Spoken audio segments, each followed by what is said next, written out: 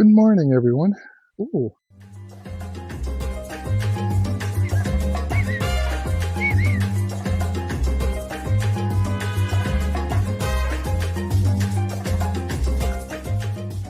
Okay, so you got to see some action going on. Hello, everyone, again. So, for those of you who are new to my channel, I'm Peter. I'm a enthusiast wildlife photographer based out of Ottawa, Canada. But today, and for the next 2 weeks, I'm here in beautiful, sunny, warm January 13th, Cayo Coco, Cuba. We're actually on our this is our third full day. It's Tuesday, the 13th. We arrived here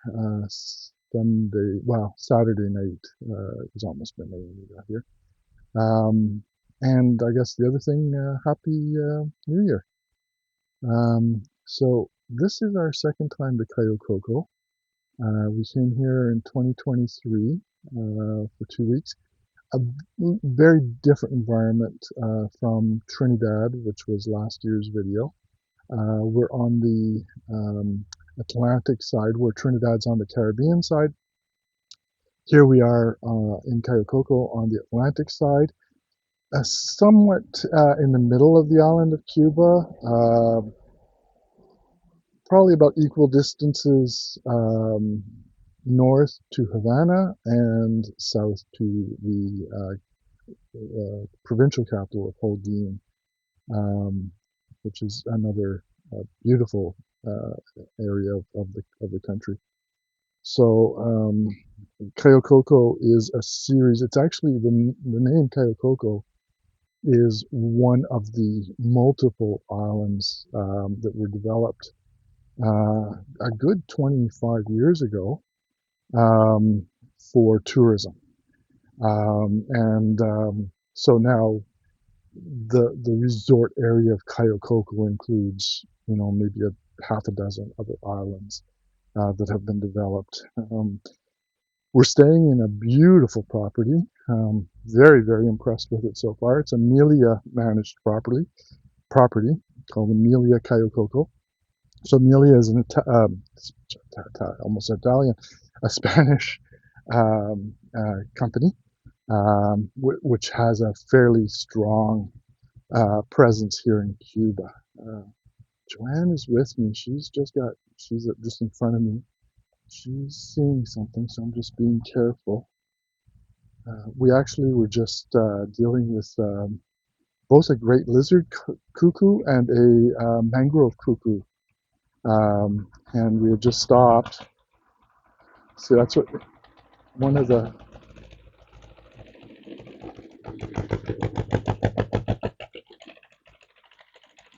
So that's what they use to clean the beaches. And yesterday was very, very stormy. Red flag day. People were not in the water. It was very gray. It was actually a little cold. We turned the air conditioner off. It was that cold. So yeah, earlier we just had the two of the cuckoo species. There are three cuckoo species. And this is an area, there's an old resort that we just passed. It's closed. It's actually closed. Not boarded up, but they are doing some work around it. But there's this wet area right next to it. And if some of you are concerned, mosquitoes. Listen, 3 days here and I haven't been bitten by a mosquito yet. The Cuban officials are doing an amazing job at, they've been doing an exceptional job here in Cayo Coco because of the tourism. But they're also strongly spraying and managing with insecticides in the mainland now, and apparently the risk of the mosquito-borne viruses has greatly diminishing. And it sounds like they even have a preventative vaccine that you can take now as well. I don't think it's available in Canada, but Cuba does have its own pharmaceutical capacities, and I think they've developed something already. So anyway, I'm going to continue on. hoping to do a few videos, and I'll come back on this one. Yesterday, again, was fairly quiet. The Sunday, though, was an exceptional day. Two lifers, Willet and American oyster catcher. Unfortunately, the oyster catcher photos were, and I'll post the Willet photos now. The oyster catchers, I scared them. I flushed them from the beach. So I've got some good butt shots of oyster catchers flying away. So I do plan on going down the beach at some point over the next couple of weeks. We're here and trying to do some good photography.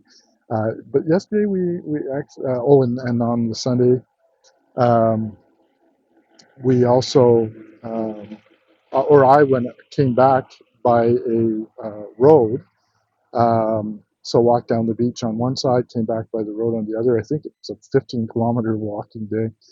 And on the way back, just outside of the entrance to the resort, came across three endemics like I physically didn't even move my feet to take pictures of all three endemics. The Cuban toady, Cuba, Cuban peewee, Bobito chico, and the third one is the Cuban bullfinch, and I don't know the Cuban name for that particular bird. But these three endemics right there, and it was so funny as I turned around, because at some point you kind of go, okay, I've got enough.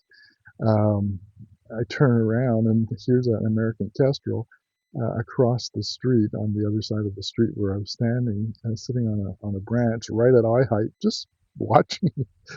So I spent another 20 minutes with the kestrel and got some photos, and I'll post a few of those. So Joanna and I are going to continue on. I'm going to see what she's staring at, because she's obviously got her eye on something I haven't seen yet.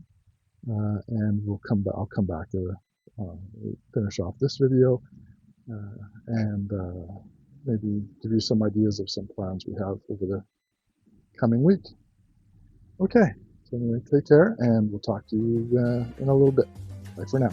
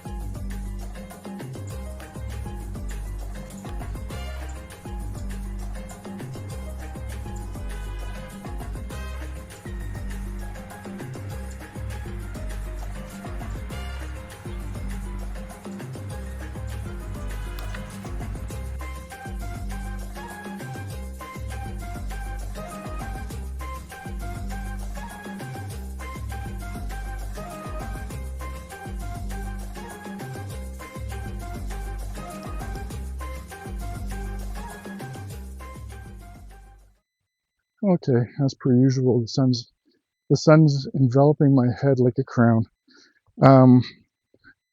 Joanne's beside me, that's why I said that. So the bird that I'd said she was focused on turns out to be a juvenile green heron, which we had seen yesterday, and which I will admittedly admit I mis-ID'd. I thought it was a rail. Wasn't sure if it would be a clapper rail or a king rail, but Joanne, when she saw it, said, "Oh, green heron," and it was a juvenile. In my defense, it was a juvenile, and juveniles are always harder to ID, but it was a juvenile green heron. So not a unique bird for us, because we have them at home and we've seen them before, but this case we were practically on top of us, so it was kind of interesting. If I'll put a few pictures of both the one I got yesterday and today. Like I said before, yesterday was a little cool. It was very windy. It wasn't very nice, but we did get out and do a walk. And that's when we walked by this area the first time. A little further past that, we ended up finding a group of small smooth-billed Annies on the grass. So we got a few shots of them. I didn't actually even take, I don't think I even took a picture. But if I did get anything, I'll show them. So we're just continuing on down away, from our resort, continuing on the walk. It's a boulevard here that we're on. Although you can see that very little traffic, but it has woodland on both sides. It's, when I explained in that video from Plaisance last summer, about transitions, this is one of those spots. It's a perfect transition with grassy areas and then trees, so good to walk along them. So we'll talk to you in a bit and see what else we find in the next little bit. Wow. Okay, bye for now. So I'm just taking a little bit of a break here. In front of me is a snowy egret. I've got the Green Heron. There's a small group of smooth-billed Annies. The birds you probably hear are the common grackles. There was an Antillean grackle here too, but I haven't seen it. There are some palm warblers around. Just crazy. I'll turn this around and I'll see if you can see it. You'll probably see the egret or the heron. I have some video maybe from earlier, so.